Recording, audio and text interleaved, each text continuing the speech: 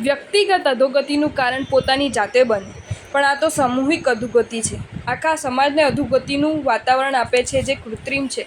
પશ્ચિમના દેશો દ્વારા બીજા ધર્મની સંસ્કૃતિ તોડવા શિક્ષણ દ્વારા, મીડિયા, સમાચાર માધ્યમ દ્વારા બધું ઊભું કર્યું છે. તમે આદર્શ કુટુંબ કોને માનો? વિચારજો. શ્રેણિકને કેટલા રાજકુમાર હતા? શાલિભદ્ર 32ને પરણ્યા છે. રાજાને અનેક પુત્રો હોય, જેથી રાજકાજમાં સુવિધા રહે, સામાજિક શક્તિ, સંગઠન વધે.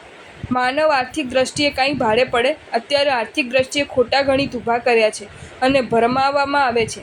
પશ્ચિમના દેશોને બીજા દેશોની વસ્તી વધે તે ગમતું નથી, માટે આ પ્લાનિંગ છે. તમે એક જાતના પ્રચારથી વાસ્તવિકતાને ભૂલી ગયા છો. ઋષભદેવને 100 પુત્ર હતા. બાહુબલીને 3 લાખ પુત્ર હતા. પરંતુ ક્યાંય તેમને દુષ્ટ કયા છે?